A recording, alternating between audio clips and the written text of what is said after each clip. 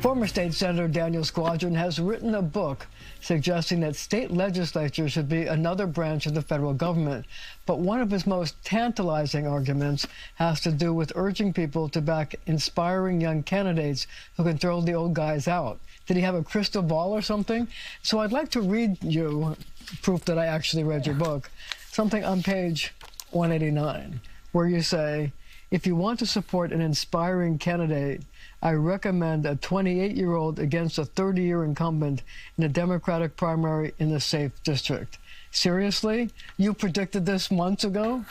Well, I wish I could claim I was some great seer. I was really talking about my own first race, which was in 2008 against a 30-year incumbent when I was remember that. 28 years old. And the point I'm making there is actually one that I think we forget too much, especially in this moment, which is what's happening in primaries is important in terms of where the party's at, and certainly 75 to 80% of politicians are elected that way.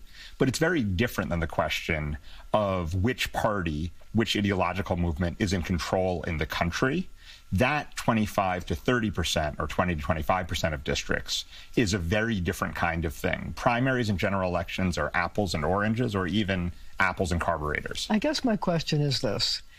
You were able to take out a 30-year incumbent. That showed a certain level of voter dissatisfaction in what was going on in your district, which at that time was like lower Manhattan and Brooklyn around the water. But I wonder what your take is on what we saw in the election on the primary on June 23rd, when sort of the same thing happened, where young, inspiring, to use your word, inspiring candidates were able to defeat 2 sitting congressmen and to replace a congresswoman who was retiring who had picked somebody else. So is it the same thing, tapping into dissatisfaction about what's going on in the country or the district?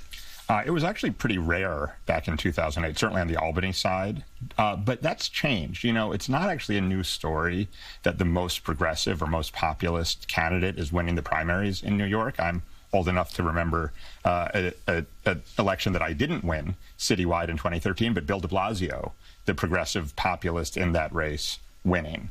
And so, you know, it's been quite a while where being more populist and more progressive in New York City primary elections is a good strategy. The fact that incumbency means less than it used to, I think, speaks to how much easier it is to build movements and moments from scratch. But it's not really a new thing. But do you think it has to do with social media and the ability to reach a lot of people in a fairly inexpensive way by just posting? I think that helps. It's a way to get from zero to something in a way that really was very, very hard before. I mean, I remember the slog of trying to get known with mornings and afternoons and doors and phone calls. That can happen if you take off on social media and if you're part of a movement, like many of these candidates were, that is lifted by a very popular and easy to and well-communicating mayor. See, I do want to talk about you, but I also want to get your take on, you know, why this happened, and is it something, when you talk about a progressive in a primary, is it something where people in a primary go more to the left, and then in the general election they go more to the right? And will there be the Republicans be able to capitalize on what happened in this past election in order to make some points in the midterms coming November?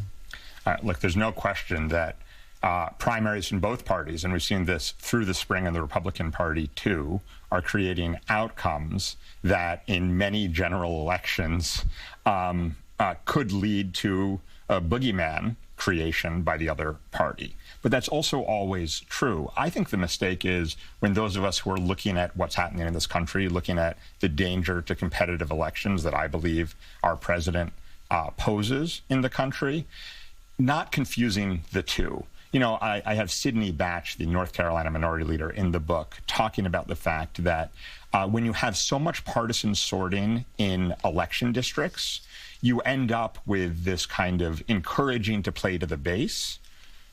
That can be helpful. In New York, the base is clearly right now in the driver's seat. But it's also true that we need a broader coalition than just the base if we're going to preserve competitive elections in the country. So I just have one more question about that. You know, the candidates that Mayor Mamdani backed were in districts where he ran very strong.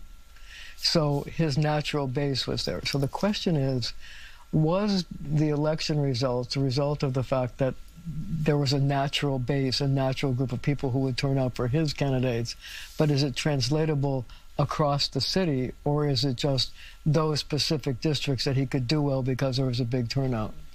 Well, I'd say two things. One is it's here in the middle of the summer, and we're already talking about who's won. That's a reminder, these are primaries, which are what decide it in New York. I used to say that if I was dead and in prison, I would still win my general election, re-election in Lower Manhattan and Brooklyn.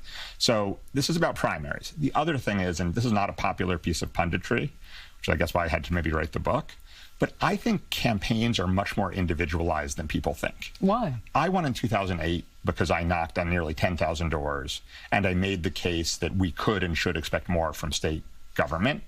And in each of these races, I think that you need to look at what the candidate was doing with the electorate to win. There's no question that the mayor right now has real enthusiasm and popularity in lots of parts of the city. And that translated to candidates who also, as far as I can tell, work their tails off. But so, you know, door knocking seemed to help Mayor Mamdani and may have helped in this race. But in your book, you argue that it might be better to have somebody who isn't volunteering to knock on doors, but rather volunteering to raise money. So, because you say money is action.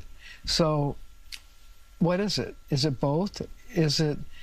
Are we seeing a return to the old-fashioned door knocking, or do you see a larger picture where if somebody wants to be effective, they should get somebody?